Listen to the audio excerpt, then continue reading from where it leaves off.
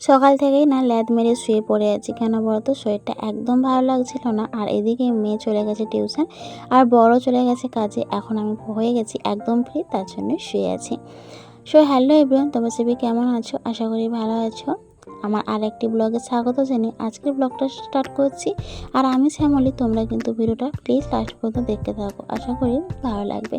তো তোমরা যেটা প্রথমেই দেখলে, আমি সকাল থেকে শুয়েছিলাম, কারণ আমার আজকে শরীরটা একদম ভালো লাগছিল না, তার জন্য শুয়েছিলাম। আর আজকে ব্লগটা শুরু করছি 7:30 8টা থেকে।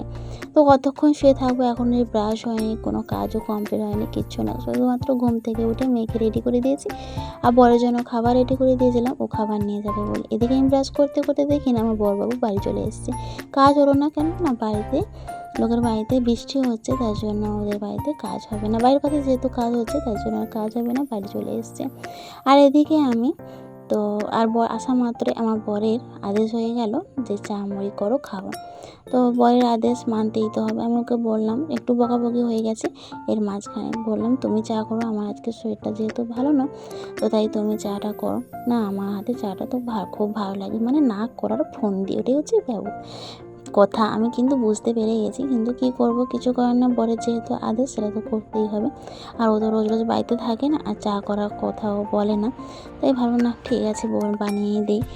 আর দেখি চাটা খাওয়ার পরে যদি শরীরটা যদি স্ট্রং হয় তো হবে। আর এদিকে বক করতে করতে আমি 2 কাপ চা করে নিয়ে চলে এসেছি। আর চাটা যা হয়েছে না, গাঢ়, খুব সুন্দর হয়েছে কালারটা।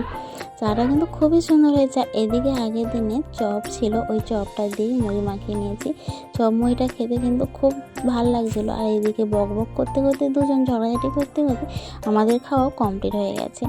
আর এদিকে জানো তো, কোনো কাজ ছাড়া হয়নি, তার জন্য এগুলো ধোয়াধুয়ি করে রেখে দিয়ে আমি এখন সকালের কাজ 8টার সময় করতে যাচ্ছি। কারা এরকম করো বলো তো, আমাকে বলবে। কি করব বলো তো, আমার তো শরীরটা আজকে ভালো ছিল না, তার জন্য ঘর ঝাড় দেওয়াটা বাকি ছিল। আমি ভাবলাম যে ঘরটা ঝাড় দিয়ে দিই এখন। তো এদিকে আবার ঘরটা ঝাড় দিতে শুরু করে দিয়েছি। আর জানো তো, আমার ওদিকটা এখনও প্লাস্টার হয়নি, মানে ঢালাই হয়নি। আমার এখানে ঢালাইটা হয়ে গেছে, ওদিকটা ঢালাই হয়নি। আর আমার রুমটা ওদিকে ঢালাই হয়নি। আর ওকে বলেছিলাম, তো তুমি আজকে যেহেতু বাড়িতে আছো, তো পুরো রুমটা মানে গুছিয়ে নেবো। চারিদিকে এলোমেলো হয়ে আছে, অগোছালো হয়ে আছে, পুরো মানে অপরিষ্কার হয়ে আছে আমার রুমটা। কারণ ইঁদুর গর্ত করে এখনও ইঁদুর গর্তগুলো বোঝানোই হয়নি, তার জন্যই ভাবছি তুমি আজকে মাটিগুলো এনে দাও বাইরে থেকে, তো ওগুলো আজকে ভরিয়ে দেব। তো যেমন কথা তেমন কাজ, ও কিন্তু মাটিগুলো এনে দিয়েছিল। আর আমি তার জন্য ওখানে ঘর ভিতরে আলো জ্বেলে এখানে গর্তগুলো বোঝাচ্ছি। দেখো কি গর্ত করেছি। এবার ভাবছি না, এখানে যেহেতু মিরচেলার ট্যাঙ্ক ছিল, এখানে মিরচেলার ট্যাঙ্ক রাখবো না, এখানে ওই ট্রায়ালিং মেশিনটা রেখে দেবো। আর এখানে যে মিরচেল ট্যাঙ্কটা ছিল, ওটা যেখানে টেলারিং মেশিনটা ছিল সেখানে রেখে দেবো। আর জানো তো, এখানে একটু শান্তিতে ভয়েস দিতেও পারছি না, চারিদিকে চিৎকার হাঙ্গাম হচ্ছে এত পরিমাণে।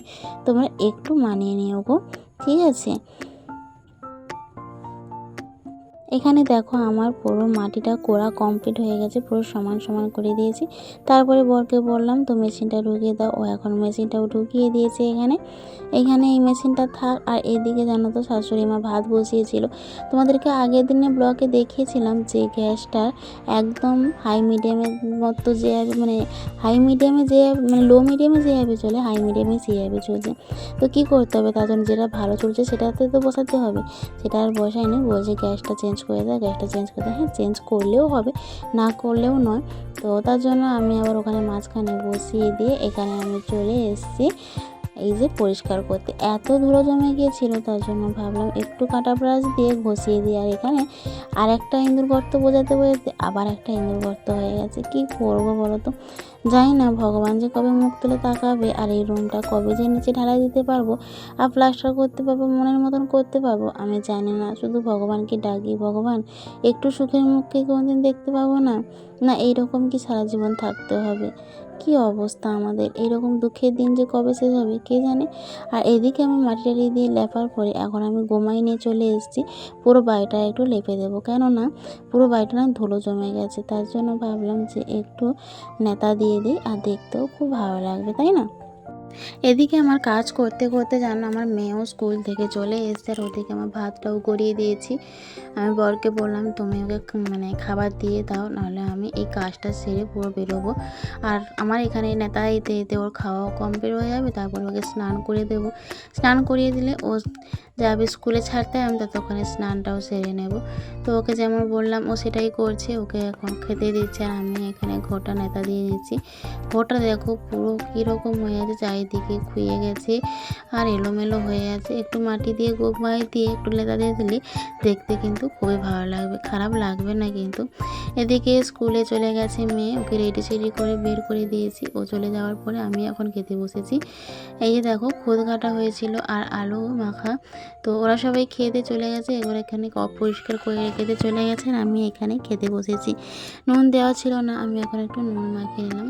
আর খুদের সাথে নুন দিয়ে দিলে না খেতেও কিন্তু ভালো লাগে, তো আগে থেকে যেহেতু নুন দেওয়া ছিল না তার জন্য আমি একটু নুনটা মিক্স করে দিলাম। যাই হোক, আজকে সকালের ব্লগটা এইটুকুই ছিল। যদি তোমাদের ভালো লেগে থাকে প্লিজ চ্যানেলটা সাবস্ক্রাইব করে পাশে থেকে দেখা হচ্ছে পরে ব্লগে।